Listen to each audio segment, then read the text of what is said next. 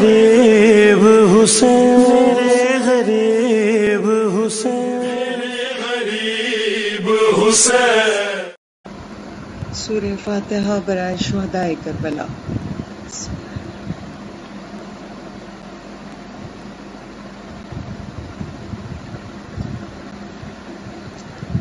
اعوذ باللہ من الشیطان اللعین الرجیم، بسم اللہ الرحمن الرحیم، الحمد للہ رب العالمین، باری الخلائق اجمعین، فاطر السماوات والارضین، والصلاة والسلام على اشرف الاولین والآخرین، خاتم النبیین، شفیع المذنبین، ابی القاسم محمد، اللہم صل علی محمد وآل محمد وعلى آلہ الطیبین الطاہرین المظلومین المعصومین،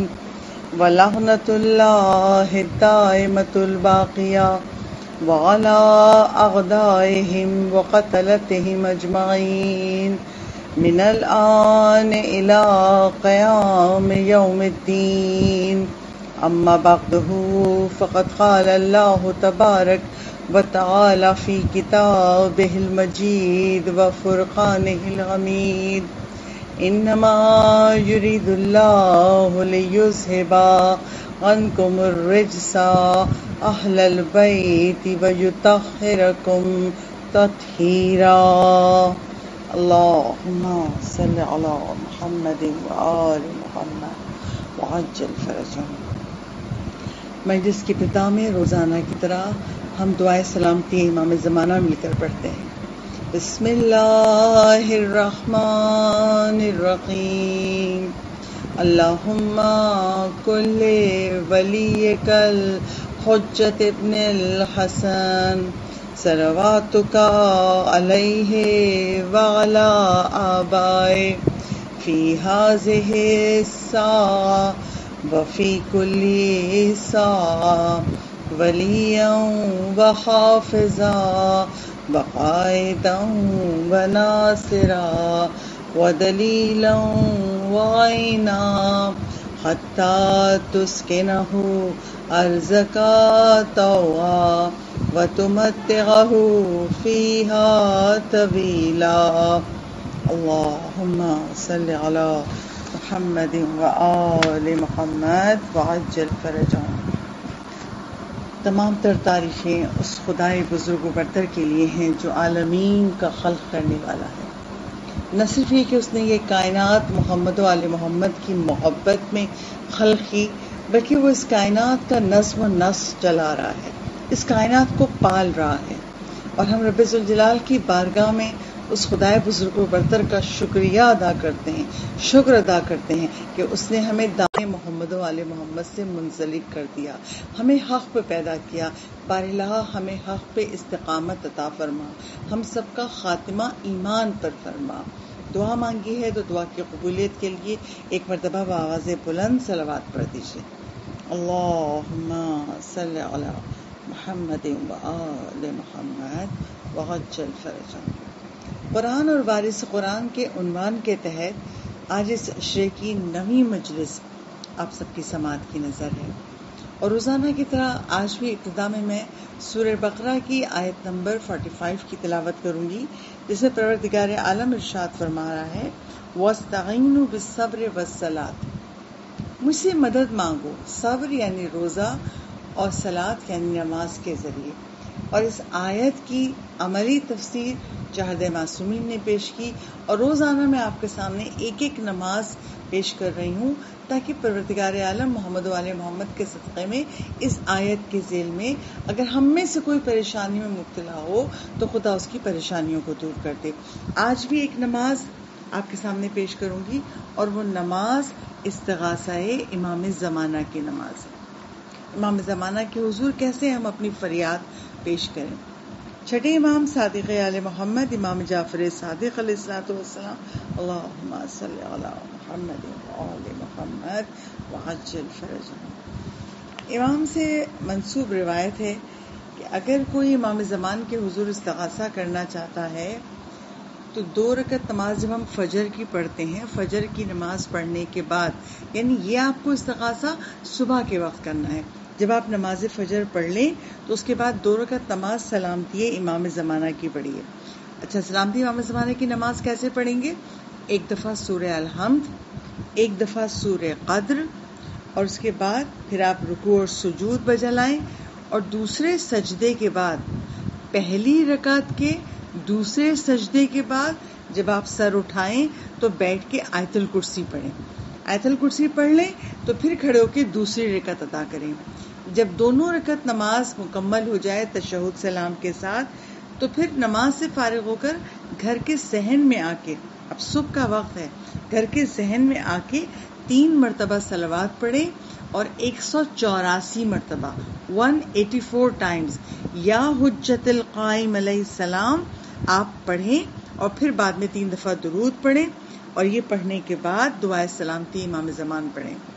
اس کے بعد جو دعا آپ کے جو اللہ سے آپ مانگنا چاہتے ہیں، معصومین کا واسطہ دے کے جو حاجت ہے آپ کے دل میں، وہ رب ذوالجلال سے مانگیے، پروردگار عالم انشاءاللہ اس حاجت کو پورا کر دے گا۔ باواز بلند صلوات پڑھ دیجیے۔ اللہم صلی علی محمد وآل محمد وعجل فرجهم۔ ہم لوگ شاید اب تک اپنے امام زمانہ سے توسل ہونا ہم نے سیکھا نہیں، ورنہ امام وہ ہیں جو کہتے ہیں ہم تم سے غافل نہیں ہیں، تمہاری حاجتوں کو پورا کرتے ہیں۔ یقین جانیے امام تو غافل نہیں ہیں، ہم غافل ہیں، ہم امام سے توسل نہیں کرتے، جس طرح امام کو پکارنا چاہیے ہم اس طرح پکارتے نہیں ہیں، ورنہ کیسے ممکن ہے کہ وہ اپنے لوگوں کی مدد کے لیے نہ آئیں؟ وہ کائنات کے امام ہیں۔ ایک چھوٹی سی روایت آپ کے سامنے پیش کروں، عرفہ کی حیرت انگیز کرامات، اس کتاب سے روایت پیش کر رہی ہوں۔ سید ابو الحسن اصفہانی بہت بڑے علماء شیعت میں سے ہیں، اور ان کے بارے میں یہ روایت ہے کہ وہ بیان کرتے ہیں میرے والد میرے علم دین حاصل کرنے کے خلاف تھے، اور اس لیے خلاف تھے وہ کہتے تھے اب عالم بن جاؤ گے، یا میں آج کی زبان میں کہوں مولوی بن جاؤ گے تو غربت رہے گی، پیسوں کو ترستے رہو گے، کیا ضرورت ہے۔ مگر یہ ایسا پرخلوص جذبہ رکھتے تھے دین کی خدمت کا، دین سیکھنے کا، کہ یہ اپنے والد کی بہت خوشامد کرتے، مجھے علم دین سیکھنے تھے تو والد نے کہا اچھا ٹھیک ہے، اگر تم علم دین سیکھو گے تو تمہارا خرچہ میں نہیں اٹھاؤں گا۔ انہوں نے ہر شرط کو قبول کر لیا اور آخرکار اصفہان کے مدرسہ صدر میں داخلہ لے لیا اور علم دین حاصل کرنے لگے۔ مگر یہ آپ سب جانتے ہیں جتنے آرام و سکون سے ہم یونیورسٹی کے ہاسٹل میں زندگی گزارتے ہیں، اس طرح دینی مدرسے نہیں ہوتے، بہت تکلیفوں کا سامنا کرنا پڑتا ہے۔ ایک مختصر رقم ہے جو ہاتھ میں آتی ہے اور اس میں آپ کو گزارا کرنا ہوتا ہے۔ اب جب ان کے والد کچھ دنوں کے بعد گئے ان کے مدرسے، سردیوں کے دن تھے، موسم بدل چکا تھا، جب گئے اپنے بیٹے کے مدرسے میں، دروازہ کھٹکھٹایا، گئے اس کمرے میں تو دیکھ کے حیران رہ گئے کہ اس کمرے میں نہ تو بچھانے کی کوئی چیز ہے، نہ کوئی ہیٹر ہے کہ وہ سردی سے بچ سکے۔ بس یہ دیکھ کے ان کے والد کو غصہ آیا کہ میں کہتا تھا نا کہ یہ اس علم دین کو سیکھو گے تو بس تم اس طرح غربت کی زندگی گزارو گے۔ اب جو یہ بات ابو الحسن اصفہانی جملے سنے تو کہتے ہیں نا دل پہ چوٹ پڑی۔ ایک بار کی قبلہ رو کھڑے ہوئے اور پکارا، سید امام زمان کو پکارا اور کھڑے ہوئے اور کہا مولا کوئی عنایت کیجئے تاکہ یہ نہ کہا جائے کہ تمہارا کوئی مولا نہیں ہے۔ اتنے ٹوٹے ہوئے دل سے سید ابو الحسن اصفہانی نے یہ جملہ کہا کہ چند منٹ نہیں گزرے تھے کہ کسی نے مدرسے کے دروازے پہ دستک دی، جا کے دیکھا خادم نے تو کہا کوئی شخص ہیں جو آپ کو پوچھ رہے ہیں۔ اب یہ اٹھے سید ابو الحسن اصفہانی، مجھے کون پوچھ رہا ہے، میں تو کسی کو جانتا بھی نہیں ہوا۔ گئے دروازے پہ تو ایک شخص کو دیکھا کہ وہ شخص آ کے ان کو 5 قیران کی رقم دیتا ہے اور کہتا ہے حجرے کے طاقچے میں ایک شمع رکھی ہے، ایک کینڈل رکھی ہے، اس کو جلا لو اور یہ تاکہ یہ نہ کہا جائے کہ تمہارا کوئی مولا نہیں ہے۔ یعنی امام زمانہ نے کس طرح اس کی سرت سے مدد کی کہ کہ وہ یہی جملہ کہ مولا یہ نہ کہا جائے کہ تمہارا کوئی مولا نہیں ہے، اور مولا ہم سب یہ کہتے ہیں آپ ہمارے مولا ہیں، ہم سب کی حاجتوں کو پورا کریں. ایک مرتبہ بآواز بلند صلوات بھیج دیجیے. اللہم صلی علی محمد وآل محمد وعجل فرجهم. قرآن اور وارث قرآن کے ذیل میں میں روزانہ آپ کے سامنے ایک خوبی قرآن کی بیان کرتی ہوں، اور جو خوبی قرآن کی ہے وہی خوبی وارث قرآن کی ہے. آج اس تشریح کی اگر اصولاً دیکھا جائے تو یہ آخری مجلس، کل کی مجلس میں تو فقط مصائب ہوں گے، کل عاشور کا دن ہے، تو آج کی مجلس میں یہ آخری مجلس ہے، اور میں آپ کے سامنے ایک آخری خوبی پیش کر رہی ہوں.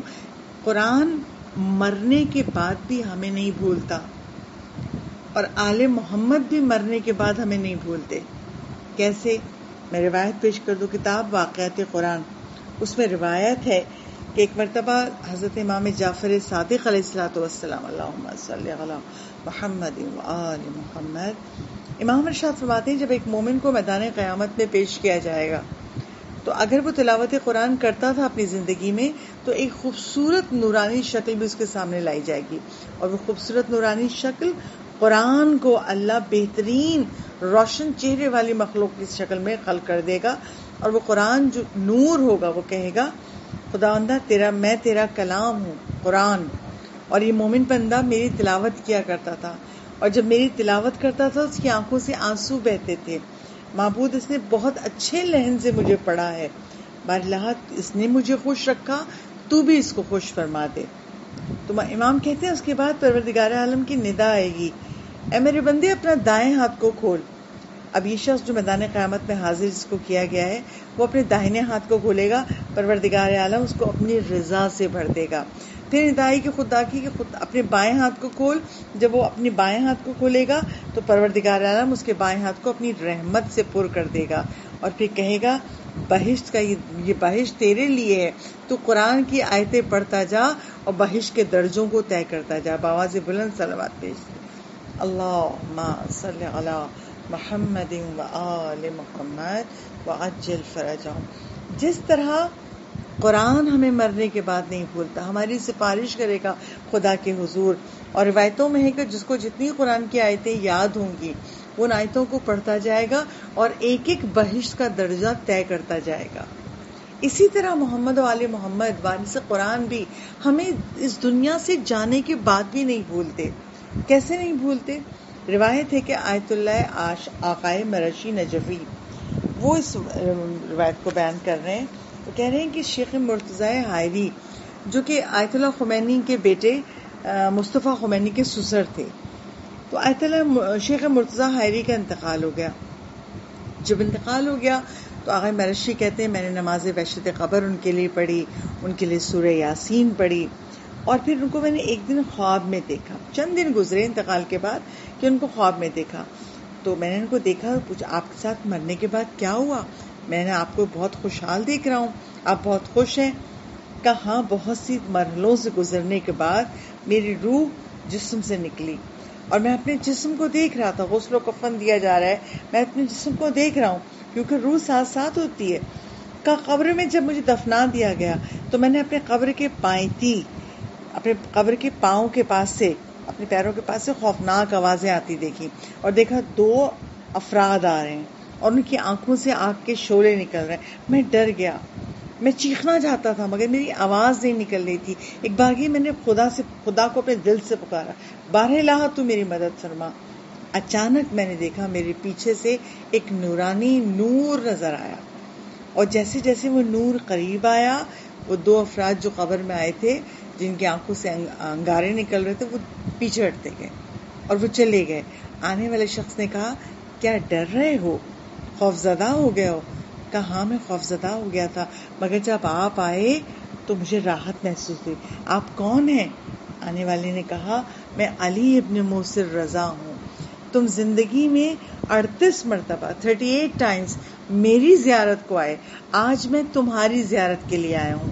یہ میری پہلی زیارت ہے، میں 37 مرتبہ اور آؤں گا کیونکہ تم 38 مرتبہ دنیا میں میری زیارت کو آئے تھے. صلوات بھیج دے بابا سے پڑھا اللہم صلی علی محمد وآل محمد تو اہل بیت بھی اپنے ماننے والوں کو نہیں بھولتے مرنے کے بعد. پہلی خوشی جو مرنے کے بعد ملتی ہے وہ ملائے متقیان کی زیارت ہے. اور اگر ہم آئمہ کی زیارات پہ گئے ہوں گے تو وہ آئمہ ہماری زیارات کو آئیں گے. اور خوش نصیب ان لوگوں کا جو زیارات پہ جاتے ہیں. خدا ہم سب کو بار بار آئمہ کے روضوں پہ جانا نصیب کرے کہ ہمارے آئمہ مرنے کے بعد بھی ہم کو فراموش نہیں کریں گے. ایک مرتبہ صلوات بھیج دیجیے بابا سے. اللہم صلی علی محمد و آل محمد وعجل فرجهم. روزانہ ہم حسین ابن علی کے صدقے میں اس قرآن سے یہ سیکھ رہے ہیں کہ آیت الکرسی کے معنی و مفہوم سمجھ سکیں اور اس طرح سمجھ سکیں کہ ہم اس کو اپنی زندگی پہ لاگو کر سکیں. روزانہ میں آپ کے سامنے آیت الکرسی کی فضیلتوں کی احادیث پیش کر رہی ہوں. آج بھی 2 حدیثیں آپ کے سامنے پیش کروں گی آیت الکرسی کے فضائل کی. سب سے پہلی حدیث صادق آل محمد امام جعفر صادق علیہ الصلوۃ والسلام. اللہم صلی علی محمد و آل محمد وعجل فرجهم. چھٹے امام ارشاد فرماتے ہیں جو سجدے میں آیت الکرسی کی تلاوت کرے گا وہ ہرگز جہنم میں داخل نہیں ہوگا. اب جو چاہتا ہے کہ میں جہنم میں داخل نہ ہوں تو ہمیں بھی زندگی میں یہ شامل رکھنا چاہیے کہ ہم جب بھی نماز شب پڑھیں یا واجب نماز ہی پڑھیں تو ہم ایک سجدہ ایسا خدا کے حضور میں کریں کہ اپنے گناہوں پہ گریاں ہوں اور آیت الکرسی کی تلاوت کریں تاکہ رب الجلال سے آیت الکرسی کی برکت سے ہم سے جہنم کو دور کر دے, ہمیں بری کر دے جہنم سے. ایک اور حدیث امام ارشاد فرماتے ہیں کہ اگر کسی بیمار پر خلوص نیت سے 14 مرتبہ آیت الکرسی پڑھ کر دم کی جائے تو انشاءاللہ پروردگار عالم اس کو شفا عطا فرما دے گا. اول آخر درود بیچ میں 14 مرتبہ آیت الکرسی تو پروردگار عالم اس مریض کو شفا عطا کرے گا. بس دعائیں کرنی چاہیے بار اللہ ہمیں طہارت زبان عطا کر دے. ہم دعائیں بھی پڑھتے ہیں اور غیبتیں بھی کرتے ہیں. غصہ آیا تو کسی پہ تہمت بھی لگا دی. جب لوگوں کے خلاف ہم بری باتیں کریں گے تو اس زبان میں طہارت کیسے رہے گی کہ قرآن ہماری زبان سے ادا ہو اور وہ اثر رکھے جو ائمہ معصومین نے بتایا ہے. یقیناً قرآن اثر رکھتا ہے مگر ہمیں اپنی زبانوں کو اپنے دہنوں کو پاک رکھنا ہوگا تاکہ ہم ان آیت الکرسی کے ان فوائد کو حاصل کر سکیں.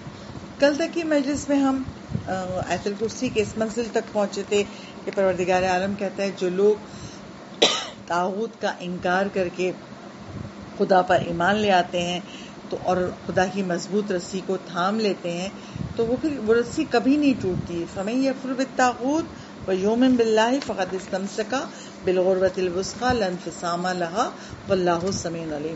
آج کی منزل میں ہم اس جملے کی تشریح کریں گے.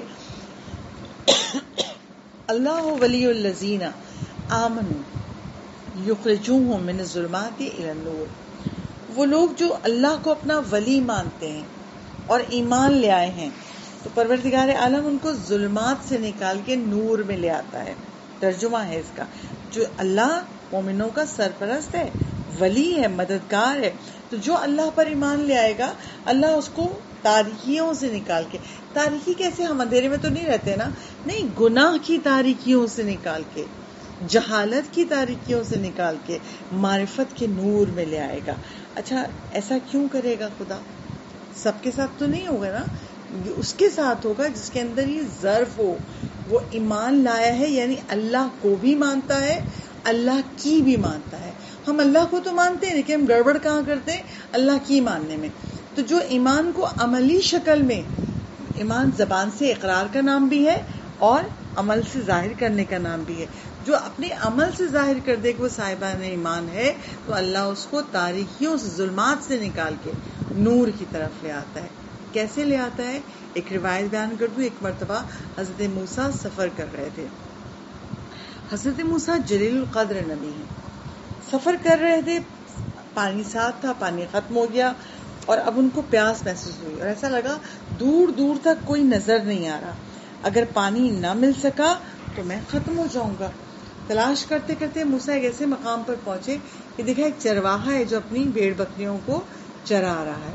حضرت موسیٰ اس کے پاس گئے اور جا کے کہتے ہیں کہ کیا تیرے پاس پانی ہے؟ وہ کہتا ہے اچھا پیاسے ہو؟ اچھا موسیٰ کو پہچانتا نہیں تھا، کہاں پیاسے ہو؟ کہاں میں پیاسا ہوں. اس نے اپنا عصا جس لکڑی کے ساتھ وہ اپنی بھیڑ بکریوں کو چرا رہا تھا، اسی لکڑی کو ایک پتھر پہ مارا. جب پتھر پہ مارا تو وہ 2 ٹکڑوں میں بٹ گیا. ایک سے دودھ بہنے لگا، ایک سے پانی. کہا اپنی پیاس بھی بجھاؤ اور اپنی بھوک بھی مٹاؤ. حضرت موسیٰ نے جب پانی پیا پیاس بجھی، اور اس دودھ کو پیا تو ان کی بھوک ختم ہوئی، سیراب ہو گئے. ایک بار کی حیران ہو گئے، میں جلیل القدر نبی ہوں، اللہ سے کلام کرتا ہوں، مگر اس شخص میں ایسی کیا بات ہے کہ خدا نے اس کو یہ کرامت عطا کی ہے. جیسے ان کے ذہن میں یہ خیال آیا کہ اس کو یہ کیا وجہ ہے کہ جو اللہ اس کو یہ کرامت عطا کر رہا ہے، رب ذوالجلال نے کہا موسیٰ اس کو یہ کرامت اس لیے میں نے عطا کی ہے کیونکہ جب میں نے اس کے دل کو دیکھا تو اس کے دل میں اپنا خوف پایا. میں نے اس کی زبان کو دیکھا، اس کی زبان پہ میرا ذکر جاری تھا. اس کے دل میں کسی کے لیے حسد نہیں تھی. اگر یہ کبھی گناہ گار ہو جائے، گناہ کر بیٹھے، تو کبھی اس گناہ توبہ کرتا ہے اور اس گناہ پہ اصرار نہیں کرتا، بار بار نہیں کرتا. اور اگر اس کے پاس ایک دن کی روزی ہو تو یہ کل کی فکر نہیں کرتا. یہ صاحب کرامت اس لیے بنا ہے کہ اس کے کردار میں یہ خوبیاں ہیں. یعنی وہ اللہ کو بھی مانتا تھا، اللہ کی بھی مانتا تھا. اور جو بھی اس طرح صاحبان ایمان ہوں گے تو پروردگار عالم ان کو تاریکیوں سے نکال کے نور ہدایت میں لے آتا ہے. اچھا، جب ایک شخص نے محزم اسدی نے چھٹے امام صادق آل محمد امام جعفر صادق علیہ السلام اللہم صلی علی محمد و آل محمد، امام سے پوچھا مولا یہ اس آیت میں جو اللہ کہہ رہا ہے کہ میں مومنوں کا ولی ہوں اور میں ان کو ظلمات سے نکال کے نور کی طرف لے آتا ہوں، اس سے کیا مطلب ہے؟ تو مولانا شاہ فرماتے ہیں کہ اللہ فرماتا ہے میں جن اشخاص نے، جن ریت نے، جس قوم نے اپنا خود ساختہ امام بنایا ہے، اور اگر اس کے عمل، ان تمام ریت کے عمل اچھے بھی ہوں گے مگر میں ان پہ عذاب نازل کروں گا. اس لیے کہ امام حجت خدا ہوتا ہے، خود ساختہ. انہوں نے خود کیسے امام بنا لیا؟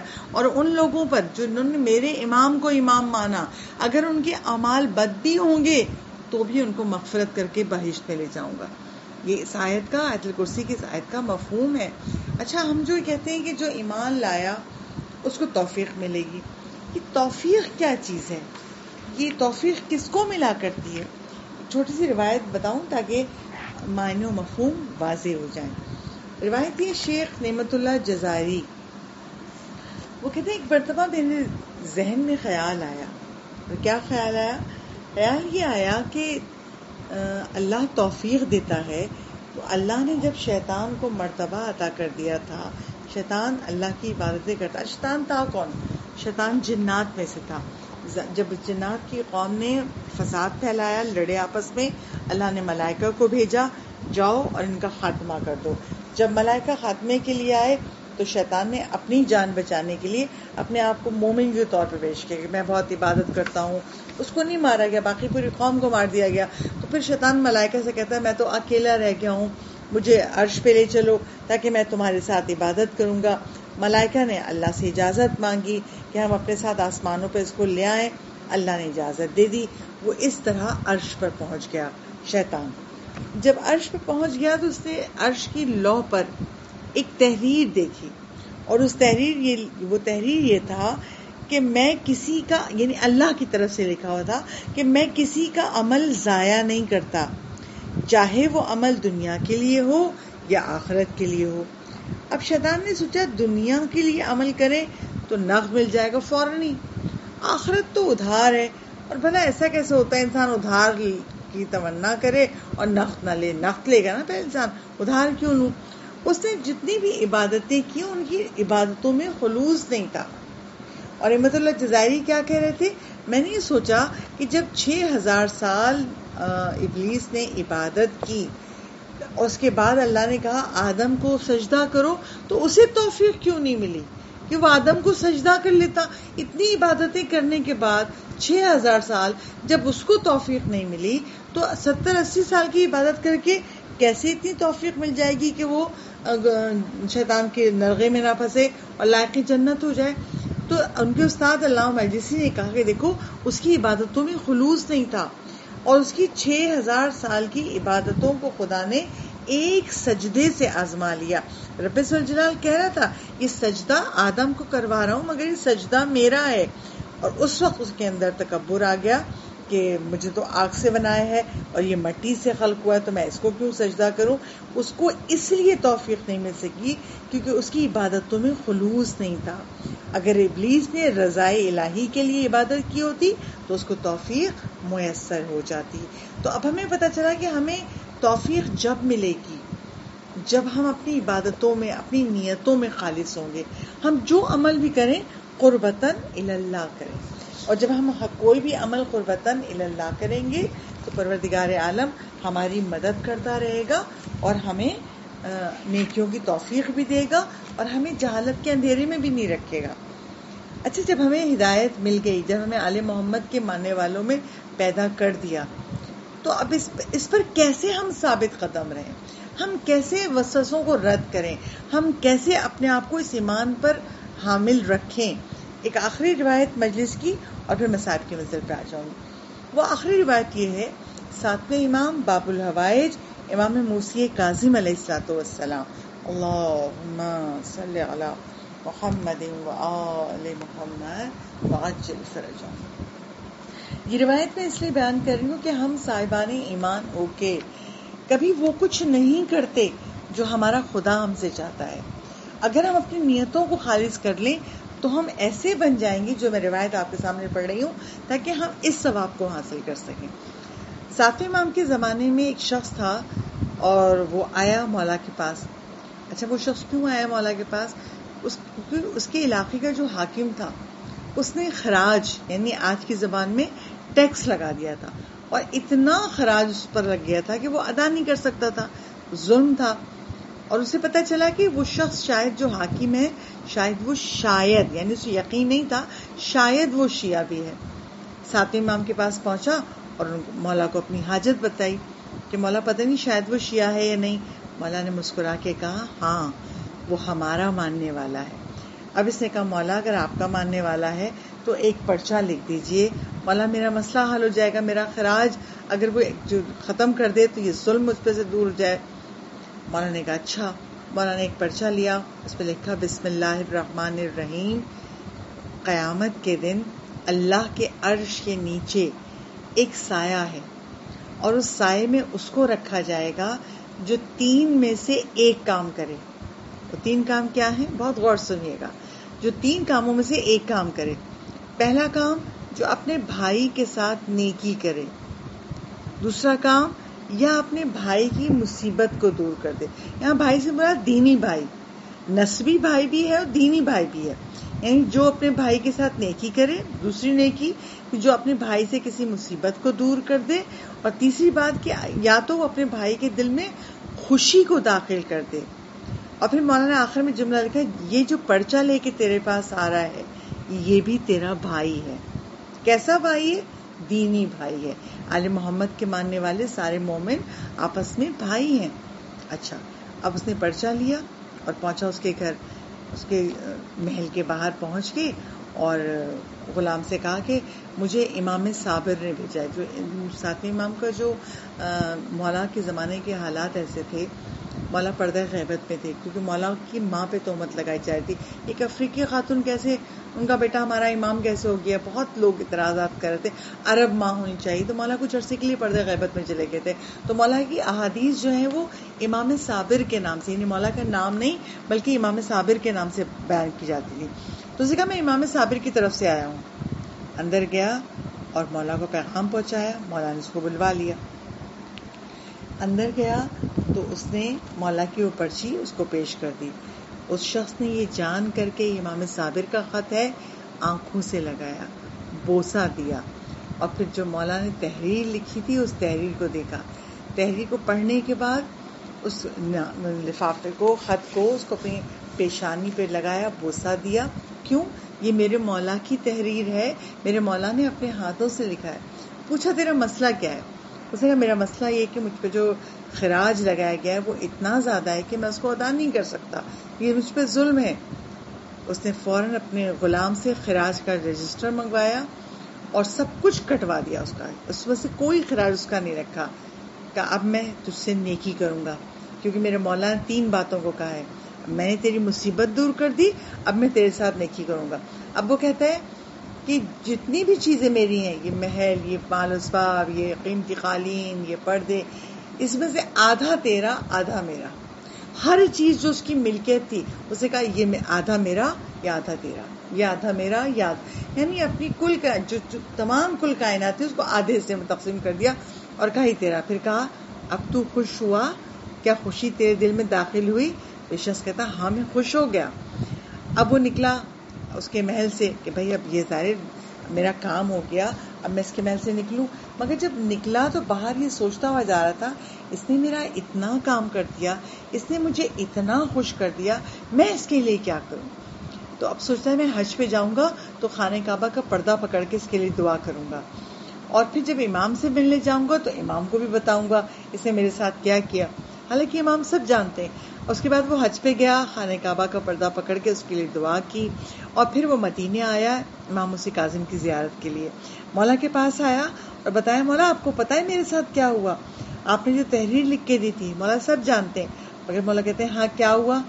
دیکھیے جیسے ہمیں علی کے فضائل بار بار بچپن سے اب تک سنے مگر ایک مزہ ہے، روح کھل اٹھتی ہے، ایمان تازہ ہو جاتا ہے، ایسی مولا کو اپنے شیعوں کے فضائل سننا اچھا لگتا ہے. مولا کہتے ہیں ہاں بتاؤ کیا ہوا؟ اب اس نے مولا کو بتایا مولا اس نے اپنا سارا، اس نے میرا خراج بھی کاٹ دیا، اس نے مجھے اس طرح سے تاری اپنی دولت کا بھی آدھا حصہ دے دیا. اور مولا وہ اب جب مولا سنتے جا رہے ہیں مولا کا چہرہ چمکتا جا رہا ہے، مسکراتے جا رہے ہیں مولا. پھر وہ پوچھتا ہے مولا مجھے تو خوش کر دیا، کیا آپ کو بھی خوش کیا؟ جیسے ہی اس نے جملہ کہا ساتھ امام کہتے ہیں خدا کی قسم میرا دل خوش کر دیا، خدا کی قسم علی کو خوش کر دیا، خدا کی قسم محمد مصطفیٰ کو خوش کر دیا، اور خدا کی قسم اس نے خدا کو خوش کر دیا. یعنی جس کو اللہ توفیق دے دے، کوئی منصب دے دے، کسی مقام متعین کر دے، خدا اس کو یہ توفیق دے دے کہ اسے، تو اس کو چاہیے کہ پھر وہ دوسرے مومنین کا خیال رکھے تاکہ خدا اس پر یہ توفیقات جاری رکھے. اور بس ہم خدا ہمیں اس مجلس حسین کے صدقے میں اس قابل کر دے کہ ہم اپنے ایمان پر ثابت قدم رہیں اور ہم وہ کریں جو ہمارے وقت کا امام ہم سے چاہتا ہے. امام تو ہم سے بہت کچھ چاہتے ہیں مگر ہم اپنے امام ہی کو بھول جاتے ہیں. اور بس کیسے بھول جاتے ہیں؟ مصائب کی منزل آ گئی. کیسے بھول جاتے ہیں ہم اپنے امام کو؟ آیت اللہ مجتہدی کہتے ہیں میں نماز پڑھا رہا تھا، جیسی نماز ختم ہوئی ایک بارگی میں نے پیچھے مڑ کے دیکھا کوئی رو رہا ہے. میں نے دیکھا کہ آیت اللہ مدنی اتنی شدت سے رو رہے ہیں کہ روتے ہوئے ان کا جسم ہل رہا ہے. میں قریب گیا، میں نے کہا کیا ہوا، آپ کیوں اتنی شدت سے رو رہے ہیں؟ تو کہتے ہیں نماز پڑھنے کے بعد چند لمحے کے لیے میری آنکھوں سے خدا نے حجابات ہٹا دیے. میں نے دیکھا اپنے امام وقت کو دیکھا، اور مولا مجھ سے کہتے ہیں مخاطب ہو کے مدنی دیکھ رہے ہو میرے شیعہ نماز کے بعد ظہور کے لیے دعا کیے بغیر اڑ گئے، جیسے ان کا امام پردہ غیبت میں نہ ہو. عزیزانو سنیے، یہ مولا کا شکوہ ہے ہم سے. ہم کہتے ہیں ہم امام کے ماننے والے، مولا ہمارے مددگار ہیں، بے شک ہے، مگر ہمارا کیا فرض ہے؟ ہم ہر نماز میں اپنے مولا کے لیے خصوصاً قنوت میں ہم مولا کی دعائے سلامتی امام زمان پڑھیں، مولا کے ظہور کی دعا کریں. ہم جب سب مل کے مانگیں گے تو پروردگار عالم ضرور عطا کر دے گا اور ہمیں ایسا بنا دے جیسے حسین کے اصحاب تھے، تاکہ ہم مددگار امام زمانہ بن سکیں. اللہ اسی لیے ہمیں ہر سال کے شروع ہوتے ہی ہمیں فرش عزا پہ بٹھا دیتا ہے. اب تک نہیں بن سکے تو اب بنو. تم سن رہے ہو کہ کربلا میں حسین کے ساتھی کیسے تھے، ایسے بنو. عزیزانو آج 9 محرم ہو گئی. آج کی شب ماتم کی شب ہے، آج کی شب عبادت کی شب ہے. 9 محرم کی پوری رات شب عاشور مولا حسین نے عبادت میں گزاری ہے. مولا حسین نے خیموں کے اطراف میں جائزہ لیتے گزاری ہے. آج کی رات ہم بھی جاگیں گے، آج کی رات ہمارے وقت کا امام بھی جاگے گا. خدا ایسا کر دے کبھی تو ایسا ہو کہ ہم مصائب امام زمان سے سنیں امام زمانہ ہمیں کربلا کے مصائب سنائے، وہ امام جسے دن میں 2 مرتبہ واقع کربلا دکھایا جاتا ہے، اور وہ امام کتنا گریا کرتا ہوگا۔ سخت ترین وقت ہے شب عاشور اور روز عاشور امام زمانہ پر، جب امام گریا کرتے ہیں۔ عزیزانو، آج ہم بھی امام زمانہ کی بارگاہ میں شہزادہ علی اکبر کا پرسہ پیش کریں گے۔ یہ وہ شہادت ہے جس نے خاندان اہل بیت کے دل پہ داغ ڈال دیا۔ شہزادہ علی اکبر ہم شکل نبی ہیں۔ مولا نے جب روز عاشور طلوع ہوا تو ہر روز مولا حسین کے لشکر میں حجاج ابن مسروق اذان دیا کرتا تھا، مولا کے لشکر کا مؤذن تھا۔ لیکن جب روز عاشور آ گئی، آخری دن شروع ہو گیا، مولا نے علی اکبر کو صدا دی، علی اکبر آؤ اذان دو۔ علی اکبر اذان دیتے ہیں۔ میرا دل کہتا ہے ہر ماں یہ سوچ رہی ہوگی جب علی اکبر کی اذان ام لیلا کے کانوں میں پڑی ہوگی، وہ ماں کہہ رہی ہوگی یہ آخری اذان ہے میرے لال کی، اب میں اپنے لال کی آواز نہ سن سکوں گی۔ ستاروں قیامت گزر گئی ہوگی ام لیلا پہ، اذان تمام ہوئی، نماز تمام ہوئی، اور نماز کے ختم ہوتے ہی امام کے لشکر کا ایک ایک سپاہی جاتا ہے اور جام شہادت نوش کرتا ہے۔ مولا لاشاں زخموں سے چور چور اٹھا کے لاتے ہیں۔ حسین پیاسے بھی ہیں، حسین بھوکے بھی ہیں، حسین شب عاشور جاگے بھی ہیں، مگر کتنا اہم کام ہے ہر لاشے کو، ہر شہید کو، اس کی لاشے کو اٹھا کے لانا اور مولا اللہ کے خیمے میں رکھتے ہیں۔ سب سے پہلے شہادت کے لیے علی اکبر تیار ہوئے، اور جیسے ہی علی اکبر مولا حسین کے سامنے آتے ہیں، مولا کہتے ہیں تقدم ولدی، میرے بیٹے آگے بڑھو۔ مگر جیسے ہی علی اکبر آگے بڑھنا چاہتے ہیں، مولا کے اصحاب آ جاتے ہیں، مولا ایسا نہیں ہو سکتا، ہم زندہ رہیں اور علی اکبر مارا جائے، مولا ایسا نہیں ہو سکتا۔ بس ہر چاہنے والے نے علی اکبر کو روکا، اپنی جان کا نذرانہ پیش کیا۔ جب سارے چاہنے والے شہید ہو گیا، کوئی نہ بچا کہ علی اکبر کو روک سکے۔ شہزادہ علی اکبر بابا کے سامنے آتے ہیں، بابا مجھے مقتل میں جانے کی اجازت دے دیجیے۔ مولا حسین نے بیٹے کو اجازت دی، مگر کہا بیٹا پہلے اپنی ماں اور پھوپھی سے اجازت لے لو۔ ماں کے خیمے میں آئے۔ ستاروں، آج روتے ہوئے اپنی آوازوں کو قید مت کیجیے گا، آج اس طرح روئیے گا جیسے کوئی ماں اپنے جوان بیٹے کے لاشے پہ روتی ہے۔ مولا علی اکبر اپنی ماں کے خیمے میں آئے، دیکھا کہ ماں مصلی عبادت پر ہے۔ پوچھا ماں ابھی تو نماز کا وقت نہیں ہوا ہے، آپ کیوں مصلی عبادت پر ہیں؟ تو شہزادی ام لیلا کہتی ہیں بیٹا میں اس لیے مصلی عبادت پر ہوں، تیرا لاشا آ جائے تو میں سجدہ شکر ادا کروں۔ دنیا کی ہر ماں اگر کسی کا بچہ بیمار بھی ہو، اگر کسی کا بچہ معذور بھی ہو، تو ہر ماں اپنے بچے کے لیے زندگی مانگتی ہے، خدا میرے بچے کو زندگی دے دے۔ مگر وہ بیٹا جو ہم شکل پیغمبر ہے، خوبصورت ہے، جوان ہے، اس کی ماں کہہ رہی ہے علی اکبر تیرا لاشا آئے تو میں سجدہ شکر ادا کروں۔ علی اکبر خوش ہو گئے، میری ماں نے مجھے اجازت دے دی۔ علی اکبر پھوپھی کے خیمے میں آتے ہیں، پھوپھی زمین پر بیٹھی ہوئی ہیں، علی اکبر پھوپھی کے زانوں پہ سر رکھ کے لیٹ جاتے ہیں۔ بی بی زینب کبریٰ دیکھتی ہیں، کہا علی اکبر کیا بات ہے بیٹا؟ کہا پھوپھی اماں ہمیشہ کوئی مشکل پیش آتی ہے تو آپ سے سوال کرتا ہوں، آج بھی ایک سوال پوچھنے آیا ہوں۔ زینب کبریٰ کہتی ہیں بیٹا کیا پوچھنا چاہتے ہو؟ کہ پھوپھی یہ بتائیے آپ کا مرتبہ بلند ہے یا میری دادی فاطمہ زہرا کا؟ بڑی شان سے اس ادا سے اجازت دے رہے ہیں۔ زینب کبریٰ کہتی ہیں بیٹا کہاں میں اور کہاں خاتون جنت، میری ماں سید النساء العالمین ہے، میرا کیا مقابلہ اس بی بی سے؟ کہا بس پھوپھی اماں اپنے بیٹے کو میری دادی کے بیٹے پہ قربان کر دیجئے، ورنہ روز قیامت میں کچھ نہیں بولوں گا، آپ دادی کو جواب دیجیے گا۔ شہزادی زینب کبریٰ رونے لگی، علی اکبر تو نے ایسی اجازت مانگی کہ میں تجھے منع نہیں کر سکتی، جا میرے بیٹے میں نے تجھے اجازت دی۔ علی اکبر خیمے میں آئے، بیویوں سے الوداع کہا۔ روایتوں میں لکھا ہے کسی شہید کے خیمے سے باہر آنے میں اتنی دیر نہیں لگی جتنی دیر علی اکبر کو لگی۔ کیوں لگی؟ جب علی اکبر باہر نکلنا چاہتے تھے سکینہ دامن پکڑ لیتی تھی، مولا اس کو خوب کہتے تھے بہن تم صبر کرو، پھر باہر نکلنا چاہتے کوئی پھوپھی دامن پکڑ لیتی تھی، جب نکلنا چاہتے تھے کوہرام بپا تھا۔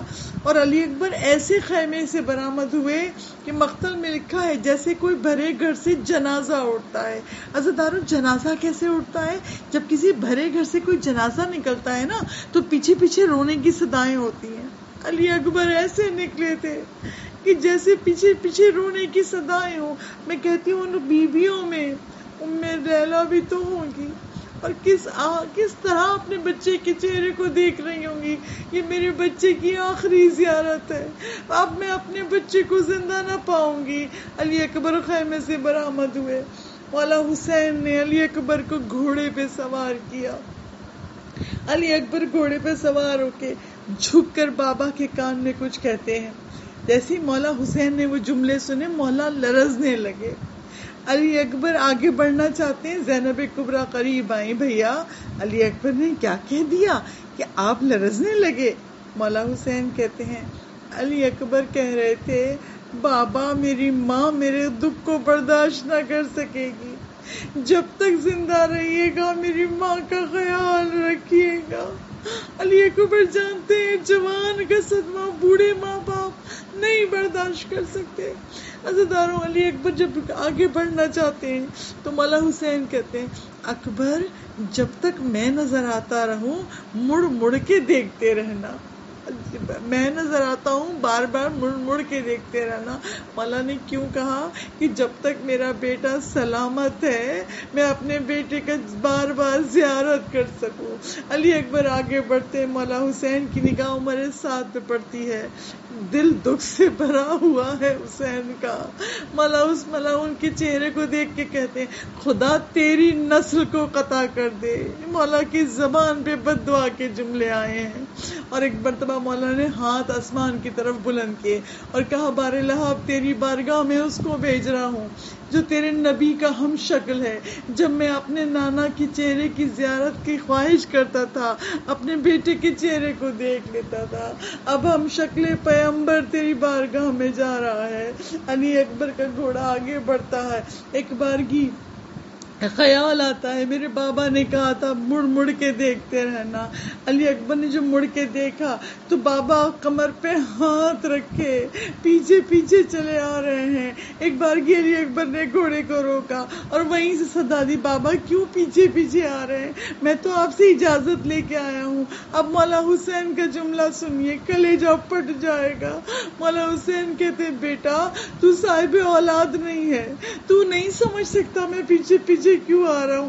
بیٹا یہ میں نہیں آ رہا، میرا دل کھچا رہا ہے۔ امام مظلوم کہتے ہیں میرا دل کھچا رہا ہے۔ علی اکبر کہتے ہیں بابا میں کیسے جاؤں گا مقتل میں جہاد، مجھے اجازت دے دیجئے۔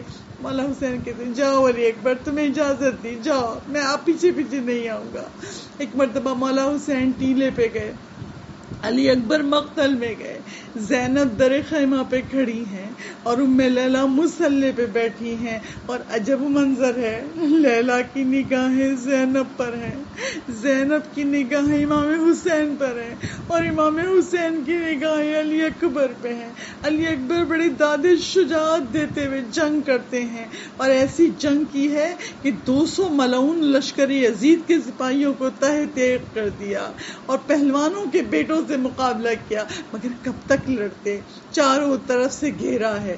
مولا علی اکبر علی کے پوتے ہیں، بڑی شان سے لڑتے لڑتے ایک مرتبہ ایک شقی قریب آ کے نیزہ سینے پہ مارتا ہے، اور سینے پہ نیزہ مار کے کھینچنا چاہتا ہے، بڑی دیر تک اس نیزے میں اور سینے میں جنگ ہوتی رہی، آخرکار نیزہ ٹوٹ گیا۔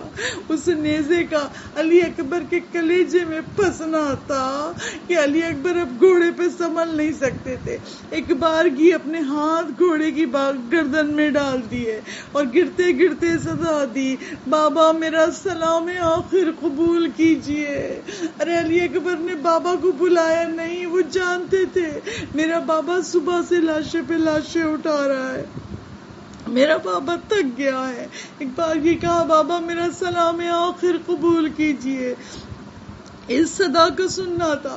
مولا حسین کھڑے ہوئے اور مولا ایسا لگتا تھا جیسے حسین کو کچھ نظر نہیں آ رہا ہے. مولا حسین قبض کربلا پہ دوڑتے ہوئے یا علی کہتے ہوئے اپنے بیٹے کی لاشے کے قریب پہنچے. جب بیٹے کی لاشے کے قریب پہنچے دیکھا جوان بیٹا ایڑیاں رگڑ رہا ہے. اللہ کسی باپ کو بیٹے کی یہ حالت نہ دکھائے. خدا ہمارے جوانوں کو علی اکبر کی جوانی کے صدقے میں سلامت رکھے. ارے امام حسین نے اپنے جوان بیٹے کو ایڑیاں رگڑتے دیکھا. ایک مرتبہ کہا بیٹا میں تجھے اٹھا کے خیمے میں لے جانا چاہتا ہوں. علی اکبر میری گردن میں ہاتھ ڈال دو تاکہ بوڑھا باپ تمہیں اٹھا سکے. ایک بار یہ علی اکبر نے اپنا ایک ہاتھ مولا حسین کے گلے میں ڈالا, دوسرا ہاتھ نہیں نکالا. کہا بیٹا دونوں ہاتھ نکالو. گا بابا آپ دیکھ نہیں سکیں گے, آپ برداشت نہیں کر سکیں گے. مولا حسین کہتے ہیں علی اکبر میں صابر ہوں, ہاتھ ہٹاؤ. علی اکبر نے سینے سے ہاتھ ہٹایا, نیزے کا پھل سینے میں گڑا ہوا تھا. مولا حسین باپ ہے, اپنے بیٹے سے پوچھتے ہیں بیٹا بہت تکلیف ہو رہی ہے. علی اکبر کہتے ہیں بابا بہت تکلیف ہو رہی ہے. مولا دو زانو بیٹھے اور مولا نے برچھی کے پھل کو تھاما, نجف کی طرف رخ کر کے کہا جب ہم پہ کوئی پریشانی آتی تو مولا کو پکارتے ہیں نا, اب حسین پکار رہے ہیں. حسین نے برچھی کے پھل پہ ہاتھ ڈالا اور ایک مرتبہ کہا یا علی مدد. اتنا کہنا تھا ادھر نیزہ ہلا, علی اکبر کا جسم ہلا, عرض کربلا ہلی اور علی اکبر کی روح پرواز کر گئی. اب باپ بیٹھا ہے, علی اکبر کا لاشا کیسے اٹھاؤں جب بوڑھے باپ سے علی اکبر کا لاشا نہ اٹھے گا. ایک بار کی مولا نے بنی ہاشم کے بچوں کو صدا دی, اے بنی ہاشم کے بچوں آؤ میری مدد کرو, علی اکبر کا لاشا اٹھا سکوں. علی اکبر کا لاشا اٹھا کے مولا بچوں کے ساتھ خیمے میں لائے.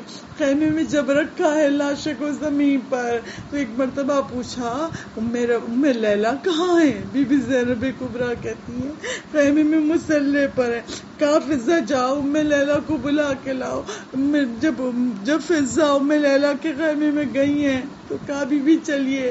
اب ام لیلا اٹھی ہیں, کبھی ادھر ٹکرا رہی ہیں کبھی خیمے کی اس دیوار سے ٹکرا رہی ہیں. ایسا لگتا تھا جیسے ام لیلا کو نظر نہیں آ رہا. کہا فضا مجھے کچھ نظر نہیں آ رہا, مجھے بیٹے کے لاشے پہ لے چلو. واہ مصیبتا واہ غربتا, الا لعنت اللہ علی القوم الظالمین وسيعلم الذین ظلموا ای منقلب ینقلبون. بار اللہ تجھے محمد والے محمد کے مصائب کا واسطہ ہماری اس قلیل عبادت کو ہم سے قبول فرما لے. پاک پروردگار اس مجلس حسین کے صدقے میں ہمارے تمام دکھوں کو دور کر دے, تمام گناہان کبیرہ و صغیرہ معاف فرما دے, امام زمانہ کے ظہور میں تعجیل فرما دے. یا پاک پروردگار ہمارے عزاداری امام حسین کی حفاظت فرما, ہمارے جلوسوں کی حفاظت فرما. دنیا میں ہر جلوس اس شان سے اٹھے کہ یزیدیت کے منہ پہ تماچا بن کے لوگ اس میں شریک ہو. مولا ہمارے جلوسوں کی حفاظت فرمائیے گا. مولا جو لا ولد ہے اسے اولاد عطا کر دے, جو صاحب اولاد ان کی اولاد کو نیک صالح بنا دیں, جن کے بچے بڑے ہو گئے ان کو اچھے بر عطا کر دیں. معبود جب امام زمانہ ظہور فرمائیں تو لبیک کہنے والوں میں ہم سب آگے آگے ہوں. ربنا تقبل منا انک انت السمیع العلیم.